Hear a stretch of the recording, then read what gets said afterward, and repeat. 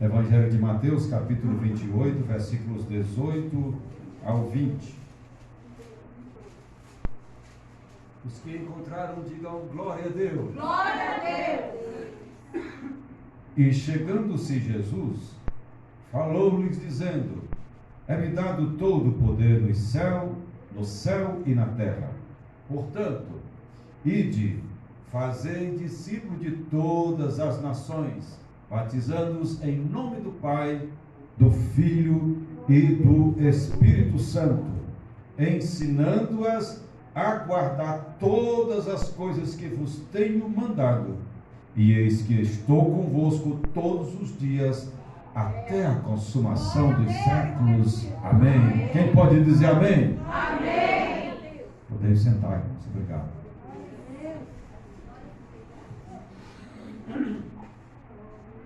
Antes de adentrarmos na mensagem, eu quero falar 3 verdades sobre o cristianismo. Quem é crente aqui, cristão? Cadê? 3 verdades sobre o cristianismo. A primeira é que a religião do cristianismo é a única religião no mundo. E olha que esse mundo tem muitas religiões.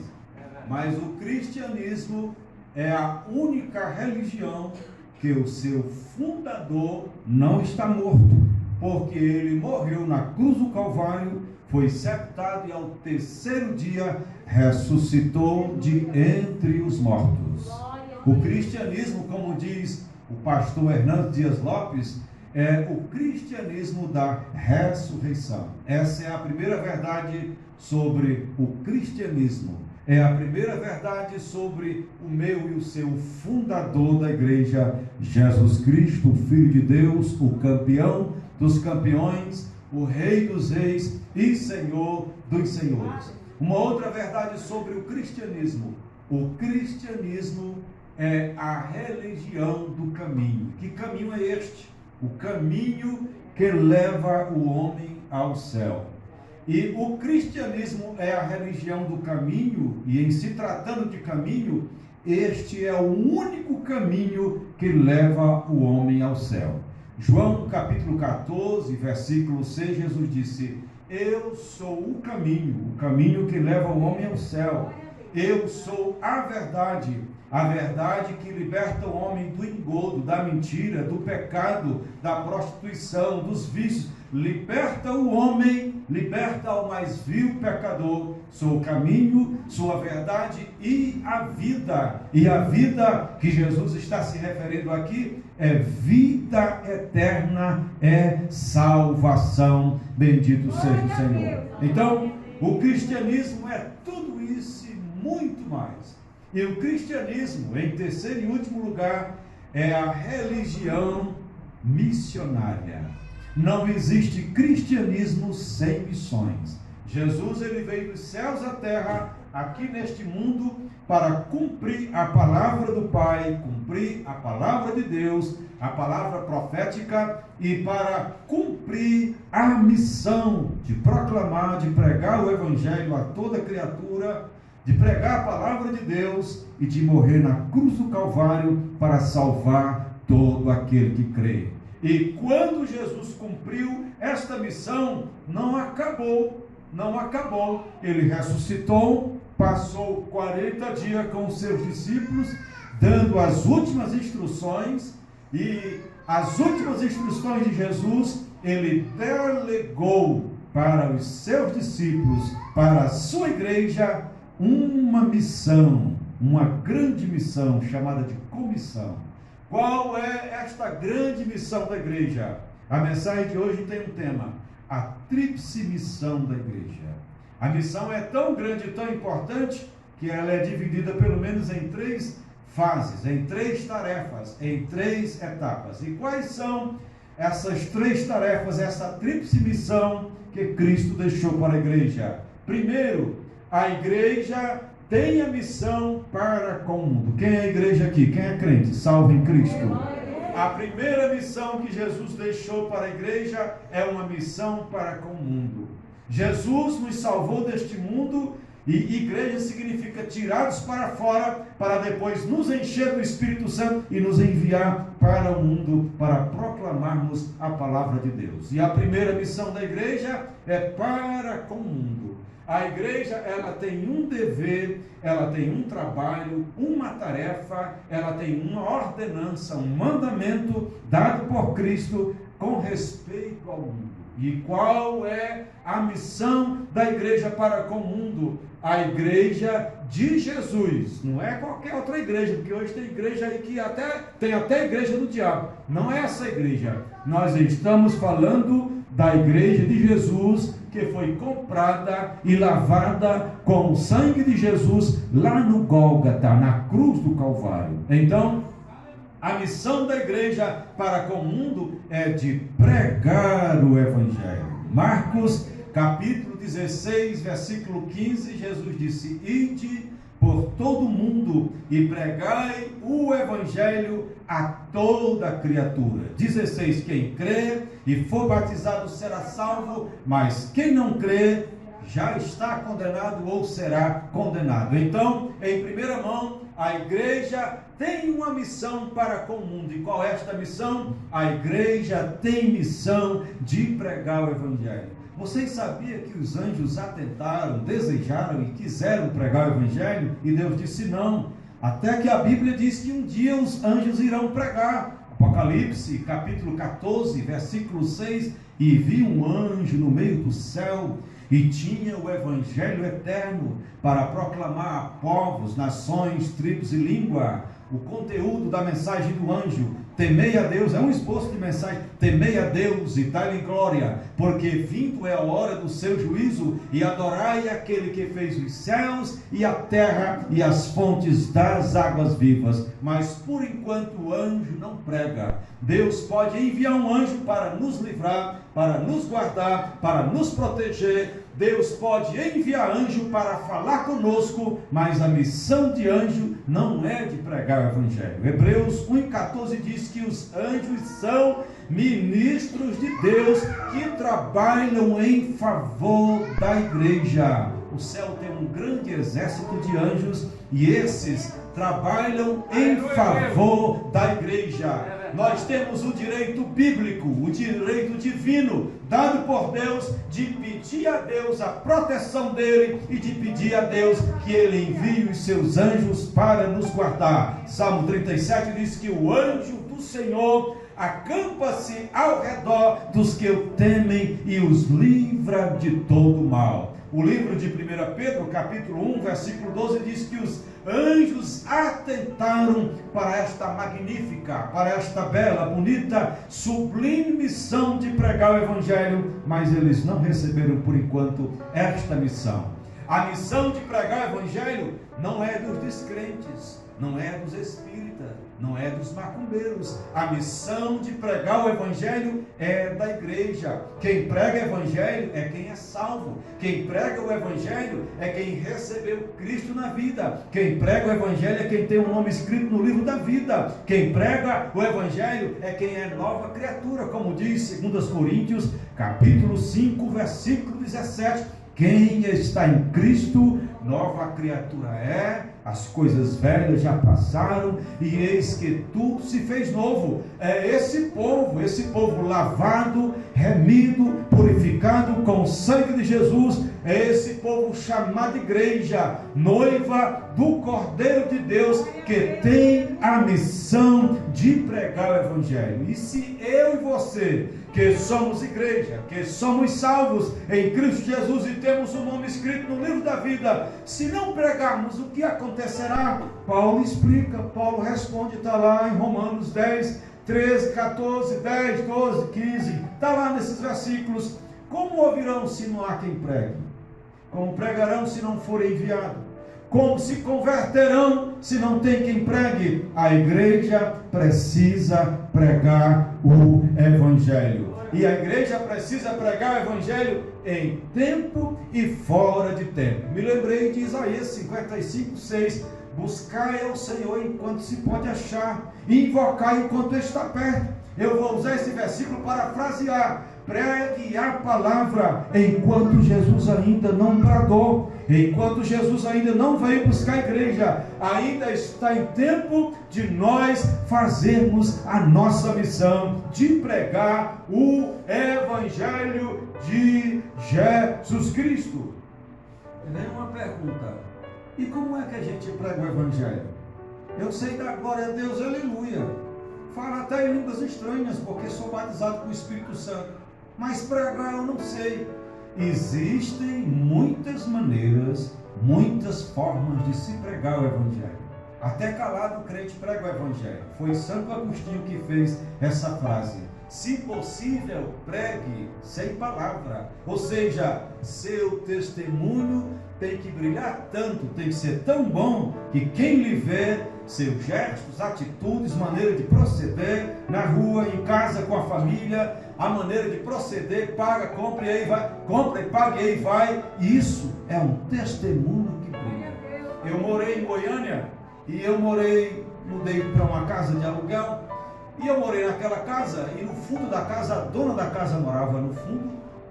Tinha uma casa lá no fundo, ela morava na casa com o seu filho, claro, separado.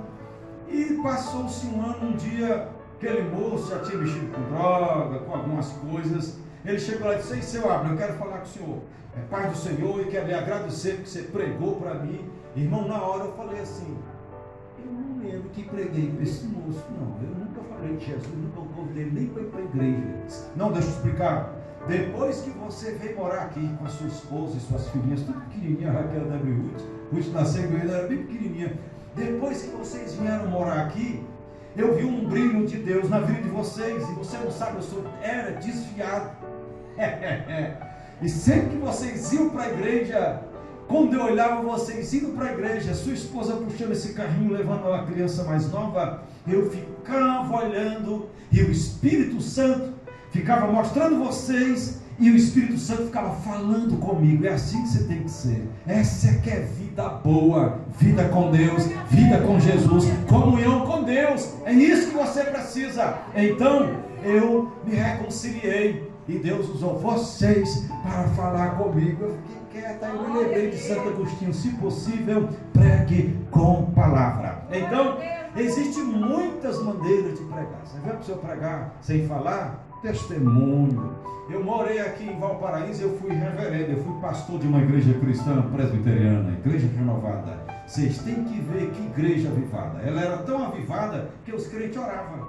Não era o caso do pastor, não era porque os crentes oravam. O pastor orava e a igreja orava. Que quando eu ia pregar nas Assembleias de Deus, eu insultava os crentes, dizia: vocês dizem que são pentecostais? Vá ali na presbiteriana, vocês vão ver o que é uma igreja pentecostal. Eu falava desse jeito, irmão, para ver se os irmãos se acordavam.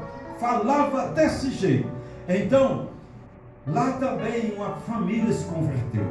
Uma jovem, a Vanessa, que é professora, uma excelente professora em Cidade Ocidental, se converteu, se reconciliou. Ela levou a irmã dela, a Alessandra, aceitou a Jesus. Ela levou a mãe dela, a irmã Alice, uma mulher amável, uma mineira, gente prestativa, enfermeira. Ela se converteu, aceitou Jesus. Eu fui visitá-la e ela disse: pastor, eu tenho um problema, eu quero falar com o senhor. Pode falar, minha irmã? Fala. Pastor, dois problemas. Meu marido, ele não quer aceitar Jesus, e ele é carola, muito católico, ele é devoto de Nossa Senhora da Bardia, aquele negócio todo, e meu problema, eu fumo. Eu digo: isso não é problema, a senhora já aceitou Jesus, já deu o primeiro passo, entregou a sua vida para Jesus. Sabe o que vai acontecer agora? Eu estou orando pela senhora, a igreja está orando pela senhora, Jesus vai libertar a senhora, vou lhe ajudar em oração, pode ficar despreocupado, a senhora vai orar, nós estamos orando e Deus vai te libertar desse cigarro. Outro dia eu fui visitar ela e disse: pastor, Jesus me libertou, eu tenho nojo de cigarro. Eu digo: glória a Deus, Jesus já libertou a senhora, aleluia, bendito seja o Senhor Jesus Cristo que liberta do cigarro. E eu falei assim: eu vou evangelizar o dono desta casa. Como é que é o nome do Senhor? Meu nome é Alcides. Eu digo: eu não acredito, é o nome do meu pai. Que raríssimo, nome bonito. Aquele senhor Alcides, aposentado, era caminhoneiro, mas estava aposentado, ficava mais em casa, ninguém dava muita atenção assim para ele, porque todo mundo tem que trabalhar. Sabe o que eu fazia? Eu ia visitar ele, irmãos. Eu ia pregar para ele. Você sabe como é que eu pregava para ele? Nunca falei do evangelho para ele, nunca falei que ele tinha que aceitar Jesus, nunca falei nada disso. Eu chegava lá e dizia assim: seu Alcides, bom dia ou boa tarde. Vim prosear com o senhor, tomar um cafezinho, que mineiro gosta de um café banso, e eu vim tomar um cafezinho aqui com o senhor. E a gente conversava, dizia: seu Alcides, eu sou de Tabuleiro do Norte do Ceará, terra de caminhoneiro, homem. Tu conhece? Ele disse: eu já passei na BR, na entrada de Tabuleiro do Norte. Tu é de lá? Eu sou, homem. E conversava, e proseava. Como eu estava na casa de um dono da casa que não era crente, mas a família era crente, dizia assim: seu Alcides, o senhor permite eu fazer uma oração na sua casa? Permito, pode orar, pastor. Eu só não vou ser crente, que eu sou devoto da Senhora da Badia. Digo: conversa, homem, não se preocupe com isso não. Eu orava pela família, orava por ele, lia a Bíblia, mas para ele eu nunca pregava: você tem que ser crente, tem que ser... Não, eu nem citava a Bíblia para ele. Eu conversava, proseava, e eu fiz isso por mais de um ano. Você sabe o que aconteceu? Eu fui transferido para uma outra igreja. Aquele homem foi para a igreja e aceitou a Jesus. A primeira coisa que ele fez foi isso: olhe, eu fui evangelizado pelo pastor Abner, um homem de Deus, sempre ia na minha casa e ele me evangelizava. Sabe como é que ele me evangelizava? Ele ganhou minha confiança, minha amizade, ele me visitava, gastava horas e minutos aqui comigo, conversando, e eu gostava muito. E aquele homem tem um brilho de Deus. Foi o jeito que eu achei para evangelizar. Então existem muitas maneiras de pregar o evangelho de nosso Senhor Jesus Cristo. Hoje é o culto de missões, e missões é falar de missões. E a primeira missão da igreja é para com o mundo. Existem outras formas de se pregar o evangelho. Evangelismo em massa, que eu quase não vejo aqui cruzadas evangelísticas, né?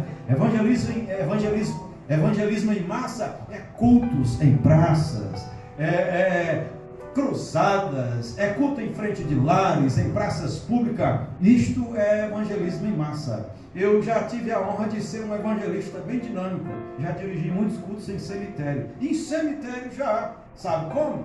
No dia de finado, as pessoas vão visitar os seus entes queridos. É uma cultura da igreja católica. Todo mundo leva uma velhinha, olha para o santo, reza o Pai Nosso, qualquer outra coisa, uma Ave Maria, e acende uma velhinha para a alma. E sabe o que eu fazia? Muitas vezes ia lá com um monte de folhetos na mão e evangelizava. Depois dizia: atenção, senhoras e senhores, nesse momento eu quero realizar um culto evangelístico. Vou cantar o hino da harpa cristã. Nós abrimos este culto em teu nome, ó Jesus. Assim, sozinho, irmão. Cara, tinha multidão de gente lá. Aí uns acendendo vela, acendia vela, ficava olhando, se ajeitava, já estava com folheto na mão, olhava para o folheto, olhava para mim, eu continuava cantando. Cantava um hino mais alusivo à morte. Ó, que saudosa lembrança tem no dedo, dois da harpa cristã, tem no dedinho ancião, terra que eu tanto amo, pois és do meu coração. Eu para ti voarei quando o Senhor me voltar, pois ele foi para o céu e breve vem me buscar. Sim, eu confiarei. O descrente lá está temeroso, está pensando na alma, está no céu, está no inferno, está no purgatório, uma doutrina errada que a igreja católica ensina, e ele escuta esses hinos, atinge a alma dele. Fiz muito isso. Então, meus amados irmãos, isso chama-se evangelismo em massa, cultos evangelísticos voltados para descrentes, cruzada. Outro dia eu fui numa cruzada, a pessoa estava pregando prosperidade. Eu digo: gente, o que tem a ver uma coisa com outra? A Bíblia não proíbe prosperidade, mas o tema central da Bíblia é Jesus Cristo. Jesus é o tema central da Bíblia. A mensagem principal da Bíblia é a salvação. Desde Gênesis, Deus está dizendo: eu vou mandar um que nascerá da mulher e este pisará a cabeça da serpente. A Bíblia fala que o homem pecou, foi destituído da glória de Deus, mas a Bíblia fala que Deus se levantou e profetizou que enviaria Jesus Cristo para morrer na cruz e salvar todo aquele que crê. Aí não me pregando lá prosperidade no culto culto evangelístico, tem que pregar: você é um pecador, amigo, precisa se arrepender dos seus pecados e entregar a sua vida para Jesus, para ter o direito de vida eterna e morar com o céu. Lá em Apocalipse 22:14, bem-aventurado aqueles que lavam as suas vestes no sangue do Cordeiro, para que tenham o direito de entrar na cidade, a cidade bonita, a cidade do céu, entrar pelas portas. Só tem um jeito de você fazer isso, meu amigo: é entregando a sua vida para Jesus Cristo. Entregue a sua vida hoje para Jesus, Ele te libertará, Ele te salvará e fará você uma nova criatura, e o seu nome será escrito no livro da vida. Por quê? Porque no dia do juízo final abrirão-se os livros e o livro da vida, e aquele que o nome está escrito no livro da vida é um salvo. Pode até dar um gritinho, irmão, que eles gostam, não tem problema. Aleluia! Glória a Deus! Tem uma outra maneira de a gente evangelizar: é evangelismo midiático, mídia. Evangelize por meio da internet. Envie uma mensagem. Não envie assim um livro dentro da internet, não. Mensagem curta, prática, sucinta, objetiva, inteligível. Mensagem que vá de encontro ao coração da pessoa. Não coloque o Salmo 119, que ele não vai ler, irmão. Coloque um versículo pequeno: Deus te ama, Deus é amor. Então, existe o evangelismo midiático através da internet, rádio, através da TV. Antigamente a Assembleia de Deus condenou muito televisão, nós perdemos tempo. Poderíamos estar muito mais na frente, na TV, pregando o Evangelho de nosso Senhor Jesus Cristo. Midiático, deu um CD, olha, tem uma mensagem bonita, escute, te dando de presente, estou te emprestando. Isso é evangelismo midiático. Envie uma mensagem pelo WhatsApp, e tem tantas outras coisas, não é? Através da mídia, para você evangelizar. Envie, evangelize também, pregue também através de literatura. Dê uma Bíblia de presente, dê livretos, livros alusivos, o Evangelho de João. Isso funciona.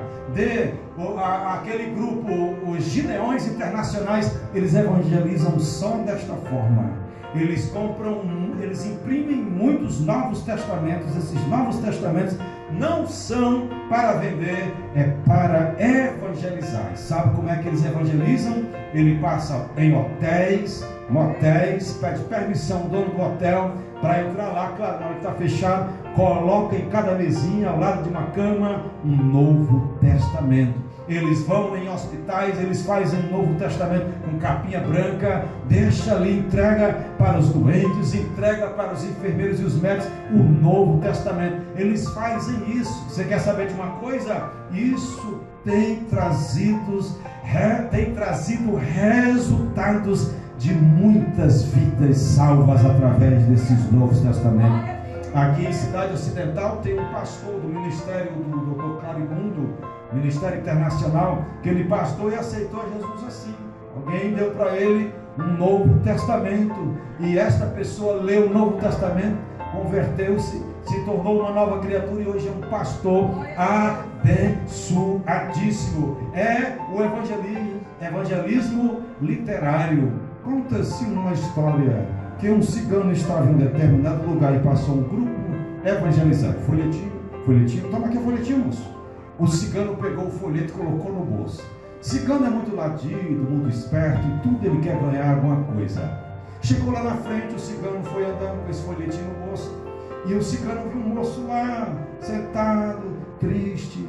Quando o moço viu o cigano, disse: ei, você é cigano, você lê a sorte das pessoas, você não tem uma palavra para mim, uma palavra de conforto. Eu estou carente, precisando de uma palavra. Na hora, o Espírito Santo usou o cigano. Deus usa as coisas que não são para confundir as que são.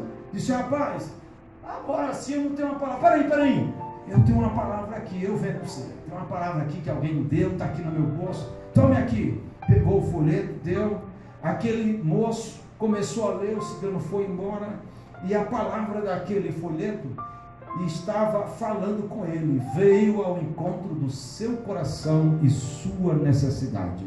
Deus tocou naquele moço através daquele folheto, e quem deu aquele folheto foi um cigano. Ele não quis, deu para outro. Vendeu, ainda ganhou dinheiro. O X da questão não é o dinheiro, é a evangelização, tá? Esse é o X da questão. Aquele moço ficou tão tocado que ele virou ao outro lado, tinha o endereço da igreja. Ele foi para aquela igreja e aceitou a Jesus como Senhor e Salvador. Então, existem muitas maneiras de se evangelizar. E esta é a missão da igreja para com o mundo. E quem é que pode fazer essa missão? É os pastores e os evangelistas da igreja? Todos os crentes podem fazer esta mensagem. Tem crente que sabe ganhar alma, sabe como? Não sabe pregar, ele convida, vamos para a igreja, aí leva, a pessoa vem para a igreja e ele fica, faz a obra de Jeová, usa o pastor que vai pregar hoje, usa os louvores, manda fogo nessa igreja, faz a obra, usa o teu servo, e Deus traz uma mensagem calorosa, e o Espírito Santo está em sintonia com a pessoa que trouxe, e está em sintonia com o culto, porque ele é o dono do culto, nós fazemos o culto para ele, não é verdade? E o Espírito Santo fala, aleluia, e muita gente aceita Jesus assim, foi fulano que me trouxe para a igreja, por isso que eu sou crente, aquele se tornou o pai dele. Então, existem muitas maneiras, existe também esse tipo de evangelismo, né? Midiático, evangelismo em massa, evangelismo literário, e essa evangelização, irmãos, não é um trabalho opcional. Pregar o evangelho, evangelizar, não é um trabalho opcional da igreja, pelo contrário, pregar, evangelizar, cumprir o id de Cristo para com o mundo, a sua missão para com o mundo, a igreja, é uma obrigação de cada seguidor de Cristo. Paulo disse em 1 Coríntios 9,16: ai o que? Ai de mim, porque sou crente, sou salvo, se não pregar o evangelho. Ai de mim se não pregar o evangelho. Mas por quê? Porque me é imposta esta obrigação, esse dever. Eu sou crente, eu sou cristão, eu tenho o dever de pregar o evangelho de Jesus Cristo. Aleluia! Em todos esses recursos, o que nós devemos pregar é a Bíblia, é a palavra de Deus. Estamos pregando o evangelho, irmãos? Estamos pregando o evangelho? Estamos convidando as pessoas? Quando você dá testemunho do que Deus fez na sua vida, como a nossa irmã contou e a outra também, aqui nós ficamos felizes e alegres e damos glória a Deus. Quando a gente faz isso para os descrentes, eles estão entendendo e sabendo que o Jesus dos crentes salva, cura, batiza, prepara e leva para o céu, e ainda resolve problemas, ainda dá vitória para o povo de Deus. Glória a Deus. A segunda missão da igreja. Primeiro, a igreja, ela tem uma missão para com o mundo. E ultimamente, me desculpe aqui, eu sou assembleano. Eu nasci e criei no lar evangélico. Eu só fui pastor presbiteriano 12 anos, mas disseram: você não muda, você não deixa de falar a língua, não deixa de pular, de sapatear, nada disso, de profetizar quando Deus manda, nada. Eu tenho que não tirar, eu tenho que acrescentar. Aleluia! Vocês são sábios, vocês são estudiosos da Bíblia, eu vou aprender com vocês. Aleluia! Mais coisa boa, então eu vou acrescentar. Então, essa missão é para todos os crentes, para toda a igreja. Aí, em segundo lugar, a igreja, ela tem uma outra missão. A primeira missão da igreja é para com o mundo: pregar o evangelho, evangelizar, ganhar vidas para Jesus. E quando a igreja resolve fazer isso, irmão, Jesus salva, Jesus cura, Jesus liberta, Jesus faz tudo aquilo que ele sabe fazer. Aleluia! Jesus honra o trabalho, a fé e a atitude da igreja. O trabalho da igreja, quando a gente faz isso, ele honra. Aí, em segundo lugar, a igreja tem uma missão para com a igreja. Tcharam! É aqui onde a gente falha também muito. A gente falha no primeiro e falha no segundo. Às vezes não falhamos no primeiro, cumprimos o id de Cristo para o mundo, mas falhamos no segundo. Não basta só ganharmos vida para Jesus. Não basta só pregarmos o evangelho e ganharmos vida para Jesus Cristo. Nós precisamos ganhar as vidas para Cristo e precisamos de cuidar de cada pessoa que aceita Jesus como Salvador. Esta é o início da missão da igreja para com a igreja. Nós precisamos cuidar das pessoas que se convertem ao Senhor Jesus Cristo. Precisamos de cuidar. Esta é a missão da igreja. Mas assim, no geral, a igreja, primeiro, ela precisa de pastor e obreiros. Não existe esse negócio que igreja não tem pastor. A igreja tem que ter pastor, tem que ter liderança. É muito bom quando a gente tem um líder na igreja. É muito bom, né? Então, a igreja precisa do pastor, que é o líder da igreja. E além do pastor, a igreja precisa de obreiros auxiliares. Entra pastor e pastores e pastoras, missionários e missionárias, evangelistas, tanto homem como mulher, presbítero, diácono, auxiliares e líderes de departamento. Todos estes ajudam ao pastor a dirigir, a guiar, a rebanhar a igreja do Senhor Jesus. Quando eu pastorei uma igreja, eu costumo dizer: calma, meu irmão, eu não trabalho sozinho não. Vocês são a extensão do meu ministério.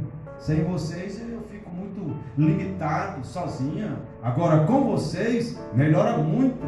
Tem coisas que eu não dou conta de fazer, mesmo sendo pastorzão. Tem coisa que eu não dou conta, mas Deus deu a você o dom, o talento e a unção para fazer. E eu conto com você. E eu não tenho ciúme nem inveja de você. Vamos trabalhar junto, cada um usar os talentos que Deus deu. Então, a igreja precisa de pastores.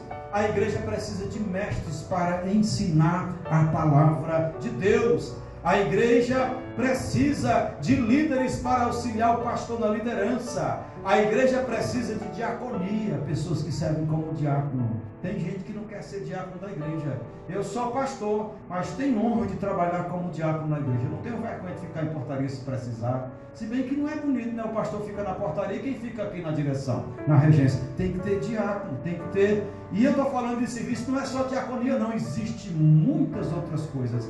A igreja, ela é serva de Deus. Não é só nós, pastores e obreiros, que somos servos de Deus. A igreja, todo crente é servo de Deus. E nós estamos aqui para servir a Deus. Servir ao Senhor com alegria. Salmo 100, versículo 2. Sirva a Deus com alegria, com satisfação.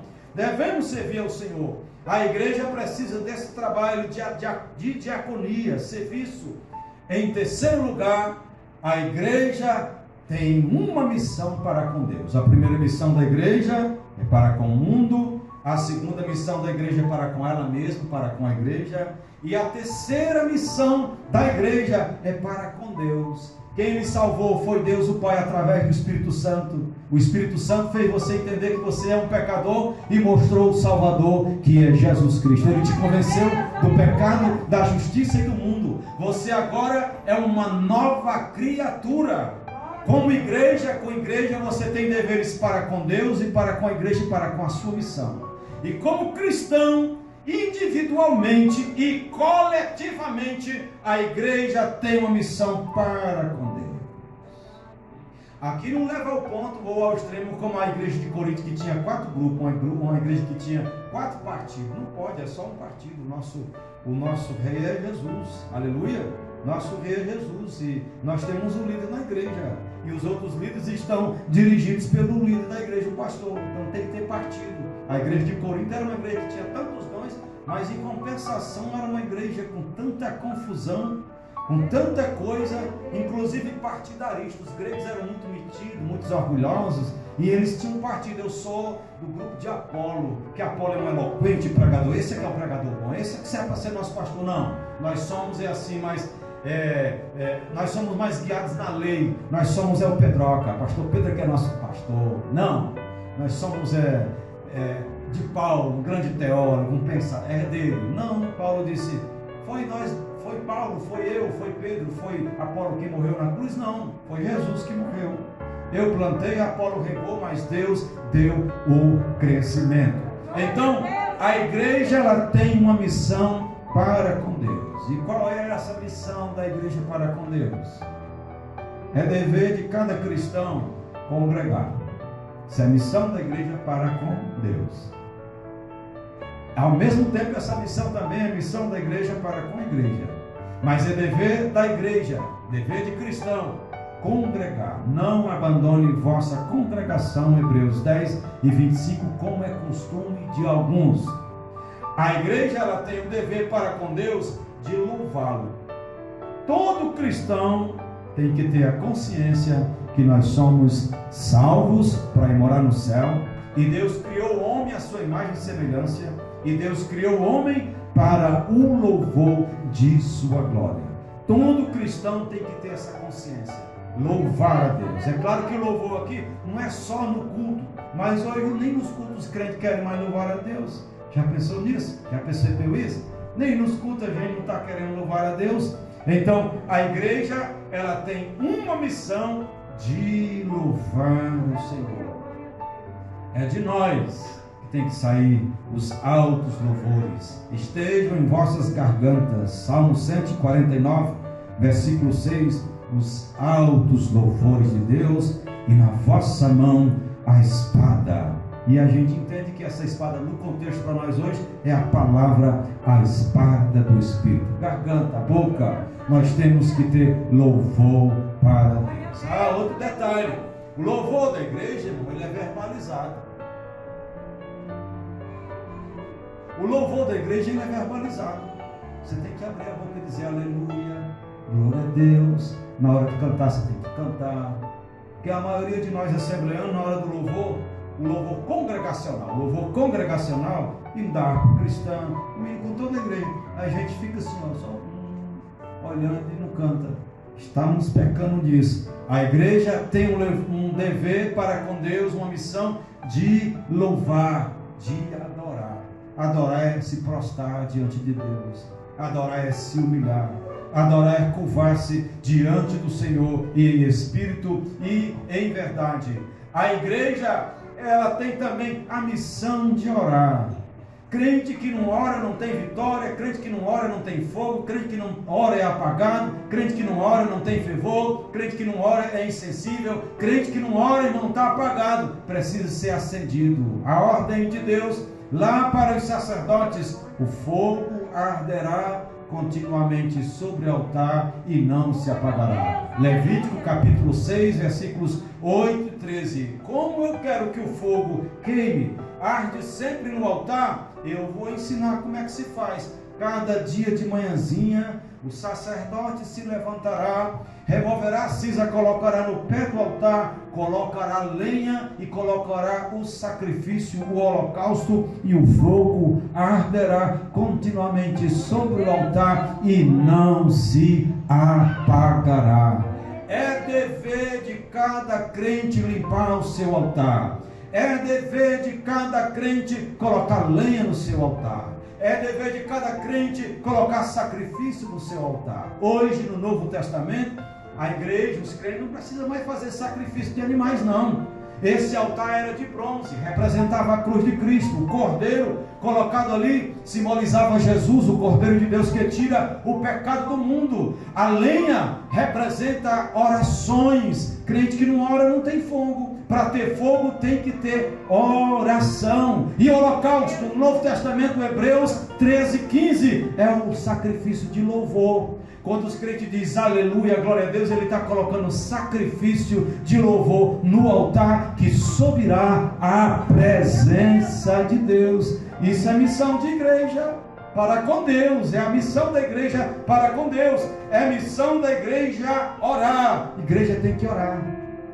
Ore em casa, tire minutos de oração, faça o seu devocional, ore, busque o Senhor, ore pela sua vida, ore agradecendo. Clame pela sua família, ore pela sua igreja, ore pelo seu pastor, ore pela sua nação. Ore, se você orar, Deus lhe ouvirá, e Deus lhe responderá, e Deus lhe abençoará, e abençoará a sua família, e abençoará a sua terra. Se o meu povo, que se chama pelo meu nome, se humilhar e orar, e se converter dos seus maus caminhos, e buscar a minha face, se eles me buscarem, se eles orarem, se eles se humilharem, e se converterem, toda ação é uma reação à lei de Newton. O que acontecerá? Então Deus responde: eu ouvirei aqueles que me buscarem, orarem, eu ouvirei dos mais altos céus. E não só Deus não só vai ouvir, eu ouvirei dos mais altos céus perdoarei seus pecados. E como se não bastasse, sararei a sua terra, sararei a sua nação, sararei a sua família, sararei a sua cidade, sararei o seu estado, sararei a sua igreja, sararei a sua terra. Resultado disso aqui é por fazer nada, é por orar, é por clamar. Se clamarmos, Deus se move, Deus age, Deus quebra as barreiras. Se clamarmos, se orarmos, Deus responde. E quando a gente não ora, pastor, tem algum problema? Tem. Nós estamos cometendo um pecado. Como é o nome desse pecado? Tiago 4:17 fala esse pecado. O nome desse pecado é omissão. Tiago diz, 4:17 Tiago: aquele que sabe fazer o bem e não faz, comete pecado. Vamos parafrasear. Aquele que sabe que tem que orar e não ora, comete pecado. Pecado de negligência, pecado de preguiça espiritual, pecado de não cuidar de sua vida espiritual. Paulo diz em 1 Timóteo 4,16: tem cuidado de ti mesmo, começando pelas emoções, pela vida espiritual. Tem cuidado de ti mesmo e da doutrina. Olha aí, ó, responsabilidade. Olha aí a missão. Cuide de você, cuide da doutrina. Persevera nestas coisas, porque fazendo isto salvarás tanto a ti mesmo quanto aqueles que te ouvem. A igreja tem a missão de orar. A igreja também tem a missão de dizimar. Tem crente que não dizima. A Bíblia ensina a dizimar. Ainda tem crente que acha que o dízimo é só no Velho Testamento. O dízimo não é só no Velho Testamento. O Novo Testamento não tem muitas coisas sobre dízimo, mas ela não abole. O Novo Testamento não arrancou, não aboliu a questão de dizimar. Dízimo é o décimo do seu salário. Você ganha um salário, R$1.000, você traz R$100 para a igreja. É dízimo. E o que é que Deus vai fazer com esses R$100 que eu dizimar? Eu vou ficar milionário? Não. Deus vai abençoar o trabalho das suas mãos e o restante do seu salário. Eu vivo de oferta de igreja. Tem lugar que nem oferta eu ganho. Vivo de vender livro. Não tenho vergonha de falar. Outras coisas lícitas a gente faz. Um biquinho ali, uma coisinha ali.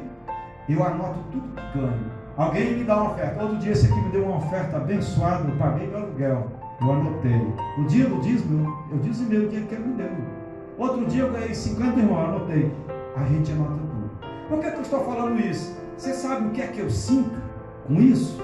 Alguém vai dizer, mas você é um missionário, você trabalha na obra de Deus, você não precisa dizimar. Não, eu preciso dizimar. Eu prego sobre dízimo. E a Bíblia diz, você prega, não adulterarás e adultera. Prega dízimo e não dizima, você é um hipócrita, um mentiroso. E eu não quero ser mentiroso. Eu quero ser verdadeiro, irmão. Aleluia! Quando eu pastoreio, eu dizimo, e quando eu não estou pastoreando, eu dizimo. Eu sou um crente dentro de uma igreja. Eu sou itinerante, mas eu tenho um pastor. Eu tenho um pastor. Se eu precisar agora ligar para ele, ele me atende. Claro, se tiver no culto, ele vai atender, claro, né?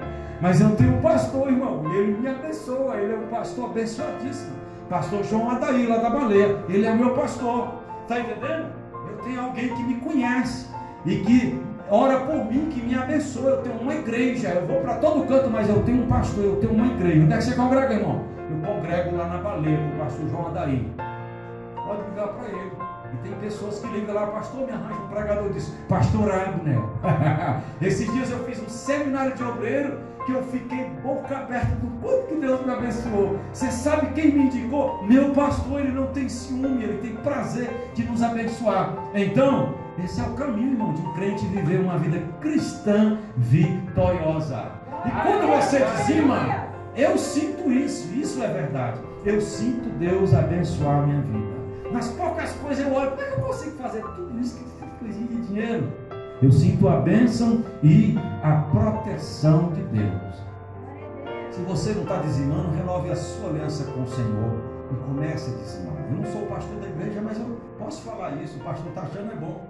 Claro que está achando bom. Eu estou falando a Bíblia, estou falando a verdade, não estou falando nenhuma mentira. E a verdade de Deus, ela é boa. Mesmo que doa um pouco, mas é bom ouvir a verdade. A nossa consciência, o nosso entendimento precisa ser refrescado com a palavra. Jesus ensinou sobre o dízimo. Mateus 23 e 23. O de Malaquias todo mundo já conhece, eu não vou nem citar. Vocês desprezam o mais importante da lei, o juízo, a misericórdia e o amor. vocês dizimam o hortelão, coentro e o cominho. Deveis fazer isto, ou seja, dizimar e não esquecer as outras coisas. O juízo, a bondade e a misericórdia. Então Jesus não aboliu o dízimo.